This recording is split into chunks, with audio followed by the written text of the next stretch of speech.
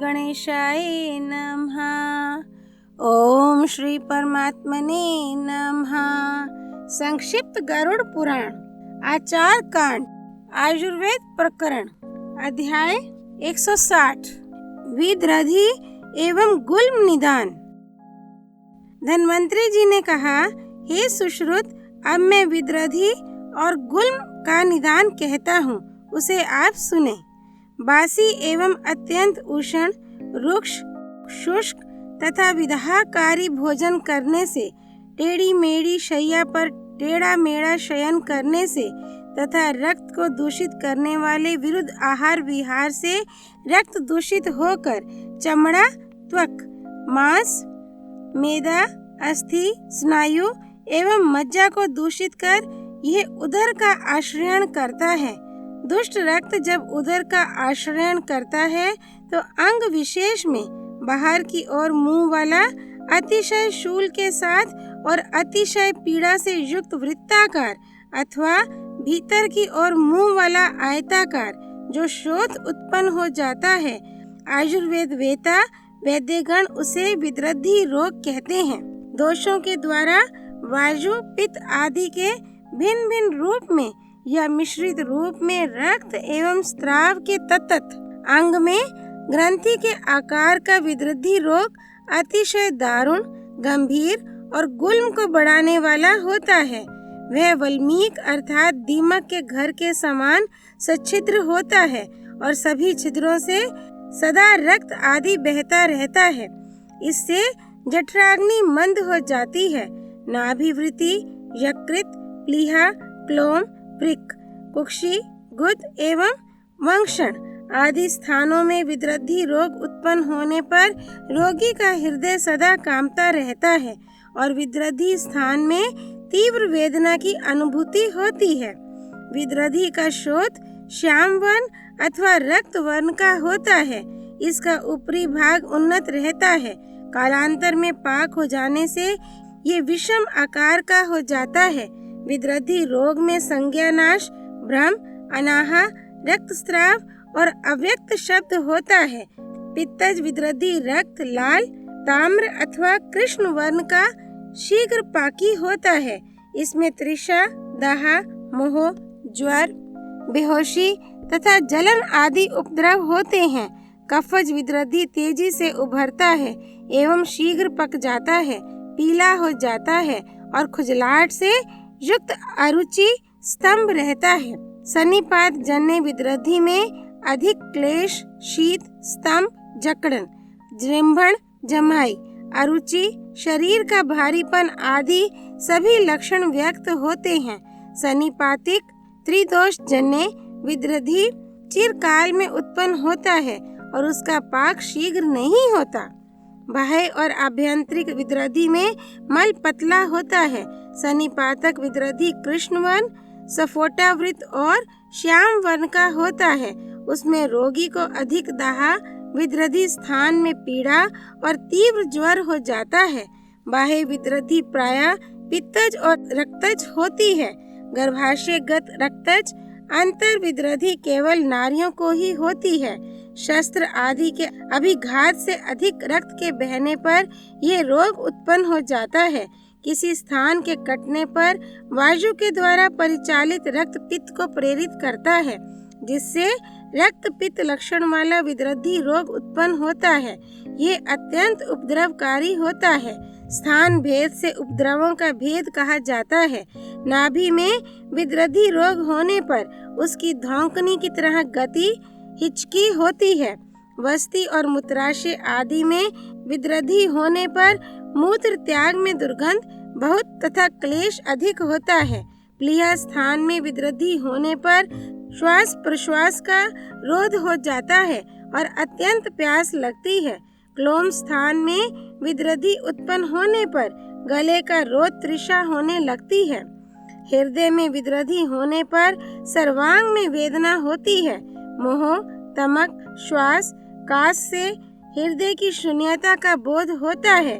कुक्षि और पार्श्व के आभ्यंतर में विदृधि उत्पन्न होने पर कुक्षि में अनेक प्रकार के दोष उत्पन्न हो जाते हैं तथा उरु, संधि, धड़, वंक्षण, कटी, पीठ, बगल तथा नितंब, इन स्थानों में विद्रधि के उत्पन्न होने पर अपान वायु अवरोध होकर अत्यंत वेदना होने लगती है। विद्रधि के कच्चे होने पर, पक जाने पर अथवा सूजन के आधार पर आगे की स्थिति का निर्देश करना चाहिए। आंतर विद्रधि यदि नाभि से ऊपर ऊर्ध्वमुख है तो मवाद एवं रक्त का स्राव मुख से होता है और नाभि के नीचे होने पर गुदा मार्ग से स्राव होता है तथा नाभि में होने पर दोनों ओर से होता है। उच्च विद्रधि में दोष क्लेद के समान जानना चाहिए। सन्निपातज विद्रधि अपने स्थान में अनेक प्रकार के विवर्त को उत्पन्न कर देता है। नाभि और वस्ति में स्थित विद्रधि अंतर्गत या बाह्यगत किसी भी प्रकार का हो, वह निश्चित ही पककर फटता है। उसका परिपाक विद्रधि बढ़ने पर होता है। ये विद्रधि क्षीण होने पर भी अनेक प्रकार के उपद्रव को जन्म देती है। दुष्ट स्वभाव वाली एवं पापिनी स्त्री की गर्भगत संतान यदि नष्ट हो जाती है तो गर्भ में अधिक सूजन उत्पन्न होता है। स्त्रियों के स्तन में जो विद्रधि होती है वह अतिशय दुखप्रद होती है। ये बाह्य विद्रधि का लक्षण है। कन्याओं की नाड़ियां अतिशय सूक्ष्म होने के कारण उन्हें ये स्तन विद्रधि रोग नहीं होता है। ये अपान वायु की गतिरोध होने पर क्रुद्ध वायु लिंग मूल में शोथ उत्पन्न करता है तथा मुष्क एवं वंक्षणगत फल कोश तक जाने वाली फलकोट की शिराओं को पीड़ित कर उसमें वृद्धि करता है। इससे मेदा में दोष उत्पन्न होता है। ये वृद्धि रोग है जो 7 प्रकार का होता है: वातज, पित्तज, कफज, रक्तज, मेदज, मूत्रज और आंत्रज। वातज वृद्धि रोग में मूत्र वातपूर्ण, कठोर स्पर्श वाला तथा बाह्य और आभ्यंतरिक एवं रुक्ष वायु के कारण जलन पैदा करने वाला होता है। पित्तज वृद्धि रोग पके हुए गुलर के फल के समान दाह और उष्मा से युक्त होता है और पक जाता है। कफज वृद्धि कफजन्य होती है। वह तीव्र, गुरु, स्निग्ध और कठोर तथा खुजली से युक्त रहती है। इसमें अल्प वेदना होती है। रक्तज वृद्धि कृष्णवर्ण स्फोट से युक्त पिंड के समान होती है और उसके वृद्धि का लक्षण पित्तज के समान होता है। मेदज वृद्धि मृदु और ताल फल के समान होती है। इसके लक्षण कफज के समान होते हैं। जो मूत्र के वेग को धारण करते हैं उनको मूत्रज वृद्धि रोग उत्पन्न होता है। इसमें मूत्र कृच्र हो जाता है। मूत्रज वृद्धि में अंडकोश मस्तक के समान हिलता है। ये वेदना युक्त और मृदु होता है। इसमें मूत्र कृच्र हो जाता है और अंडकोश के नीचे के भाग में कंकण जैसा आकार उत्पन्न हो जाता है। आंत्रज वृद्धि रोग वायु को कुपित करने वाले आहार से और शीतल जल में स्नान करने तथा मल मूत्र के वेग को रोकने से अंग की चेष्टाओं से शुद्ध किए जाने पर जब ओज शक्ति शुद्ध होकर शरीर को क्षीण कर देती है तब वायु दूषित होकर रक्त को नीचे की ओर ले जाता है। इससे संधि स्थान में ग्रंथि के समान शोथ हो जाता है। वृद्धि रोग की उपेक्षा करने पर गुल्म वृद्धि, अंत्र वृद्धि, आधमान आदि अनेक प्रकार के रोग उत्पन्न हो जाते हैं। रोगी अत्यंत पीड़ित हो जाता है। आभ्यंतर में शब्द होने लगता है और वायु शिरा प्रदेश में आधेमान हो जाता है। रक्तज गुल्म वृद्धि रोग असाध्य है और इसके लक्षण वातज वृद्धि रोग के समान होते हैं। गुल्म वृद्धि रोग काली नीली शिराओं के जाल से उसी प्रकार व्याप्त हो जाता है जैसे कोई झरोखा मकड़ी के जाल से आवृत हो जाता है। ये गुल्म रोग 8 प्रकार का होता है: वातिक, पैतिक, श्लेष्मिक, वातपैतिक, वात श्लेष्मिक, पित्त कफ और त्रिदोषज। सन्निपातिक ऋतु संबंधित रक्त के दूषित होने पर 8वां आर्तवदोष। गुल्म केवल स्त्रियों के गर्भाशय में होता है।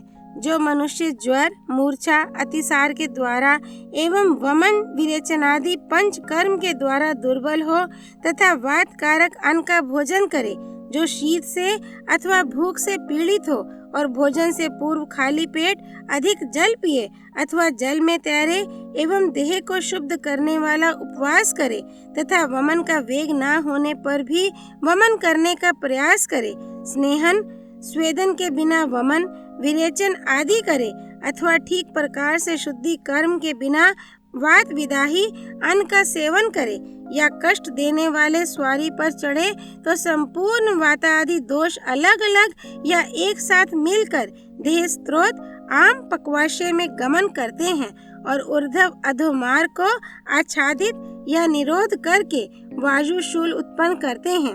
ऐसी दशा में छूने से अनुभव में आने वाला गर्म ऊंचा उठा हुआ तथा गांठ जैसा गुल्म रोग उत्पन्न हो जाता है। धातु के क्षीण हो जाने से, कफ विष्ठा आदि के द्वारा मार्ग अवरुद्ध हो जाने से वायु कोष्ठ में स्थित हो जाता है और रुक्षता के कारण कठोर हो जाता है। ये अपने आश्रय अथवा पक्वाशय में स्वतंत्र रूप से दुष्ट हो जाता है और पराश्रय आमाशय में परतंत्र भाव से कफ आदि के अधीन दुष्ट हो जाता है। तदनंतर मल एवं श्लेष्मा से संयुक्त होने के कारण पिंड जैसा हो जाता है। इसे वात गुल्म कहते हैं। ये वस्ति, नाभि, हृदय और पसलियों में उत्पन्न होता है। वातज गुल्म रोग में सिर में पीड़ा, ज्वर, प्लीहा, आंत्र कूजन, सुई के वेद के समान पीड़ा, ये सभी उपद्रव होते हैं और बहुत कष्ट से मूत्र होता है। उक्त रोग वायु चालित होकर शरीर, मुख, पैर, शोथ, अग्निमांदे आदि उपद्रव को उत्पन्न करता है। विशेषता शरीर में चमड़ा रुक्ष और कृष्ण वर्ण का हो जाता है। वायु के चंचल होने के कारण गुल्म रोग का कोई निर्दिष्ट एक स्थान नहीं है, अतः यह अनेक प्रकार की व्यथाएं उत्पन्न करता है। वातज गुल्म रोग में चींटी के चढ़ने या काटने जैसा स्फुरण होता है और चुभने की तरह व्यथा होती है।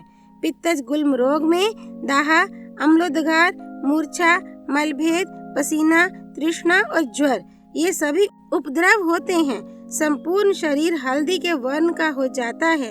इस रोग में शोथ भी हो जाता है और श्लेष्मा घटता बढ़ता रहता है। गुल्म के स्थान में जलन सी प्रतीत होती है। कफज गुल्म रोग में स्थैमित्य, अरुचि, सिर में वेदना और अंगों में शिथिलता, शीत ज्वर, पीनस, आलस्य, हलास, चमड़े का सफेद या काला होना आदि लक्षण होते हैं। कफज गुल्म गंभीर, कठिन और गर्भस्थ बालक के समान भारी होता है। अपने स्थान में स्थित रहने तथा वहां से न चलने के कारण यह मृत्यु कारक होता है। त्रिदोष जन्य गुल्म रोग में प्रायः एक दूसरे के लक्षण घुले मिले रहते हैं। इसमें तीव्र वेदना और अतिशय दाह होता है।